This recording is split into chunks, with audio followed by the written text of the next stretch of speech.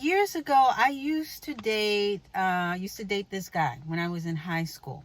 And we dated for a short, brief period. He was a musician, very smart, kind of deep, and talked about some deep stuff, or at least he thought he was deep. So we dated just for a little bit, went out a couple times, and then we graduated, and that was pretty much it. We went our separate ways. Well, a few years later after that, I caught him. I think I saw him somewhere I think just on the street, randomly on the street.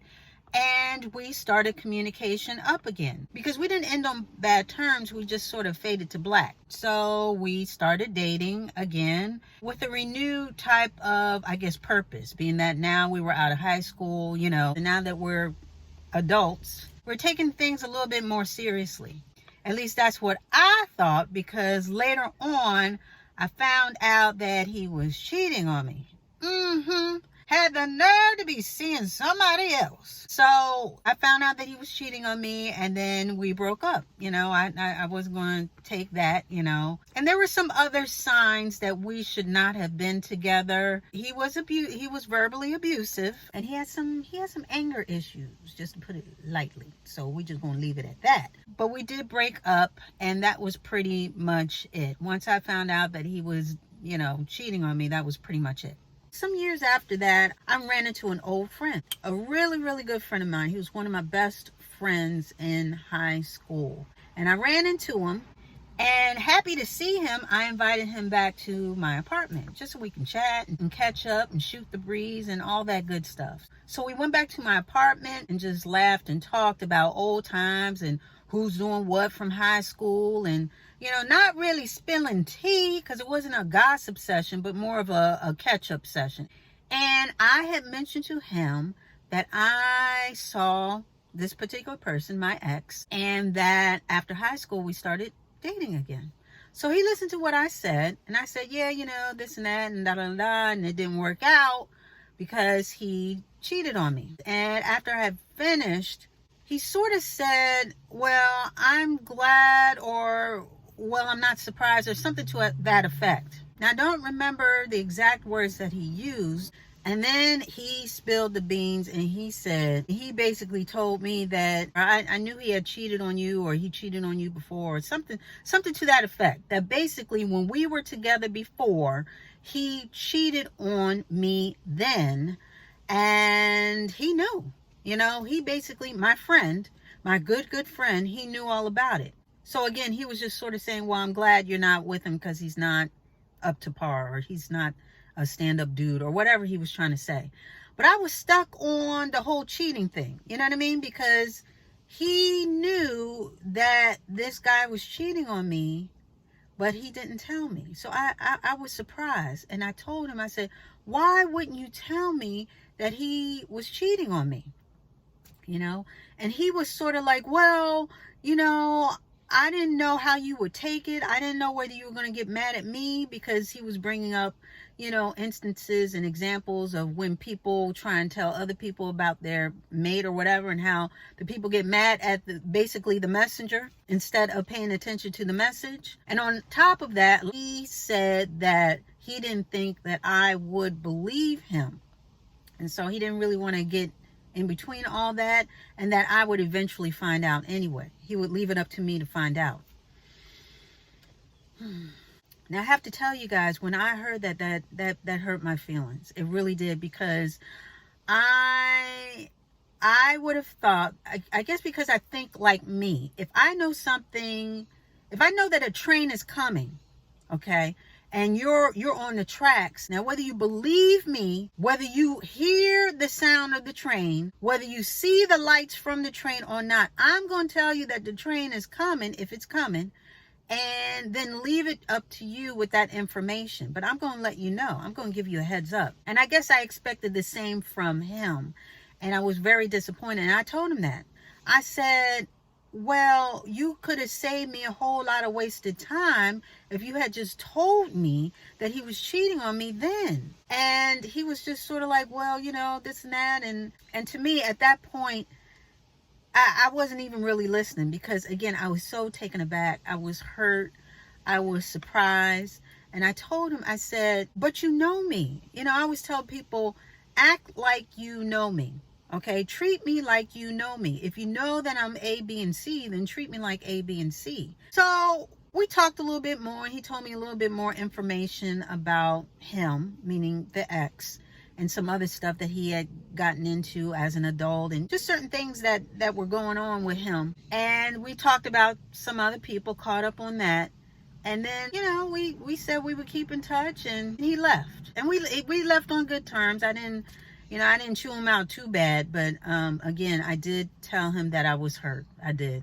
And that I was shocked that he would hold on to such information and to basically keep that from me.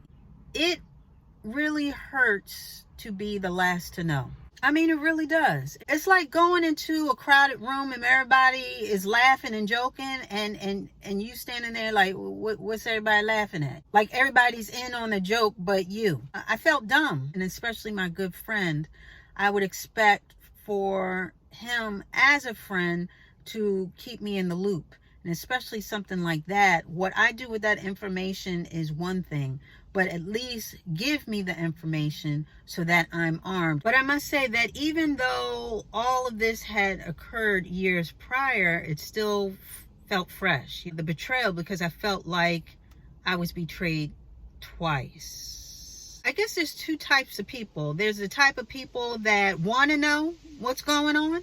And there are other people who don't want to know what's going on. They're like, I don't want to know. Just let me live my life, and whatever happens, happens.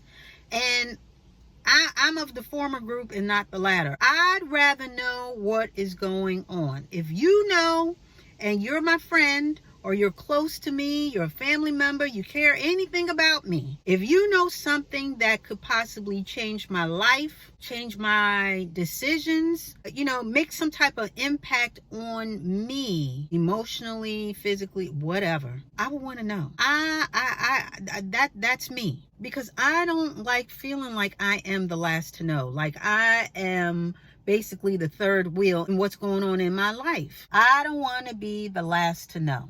I like surprises, but I don't like those types of surprises. You know what I mean? That's totally different. I think that's in a totally different category as far as surprises go. Especially if it's bad news. I mean, just rip the Band-Aid off and let me have it. Just give it to me, you know?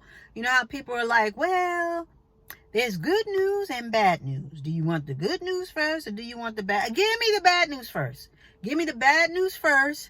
That way, at least the good news, we can kind of end on a good note. Depending on what's going on, 9 times out of 10, that's going to be my choice. Just give me what you got.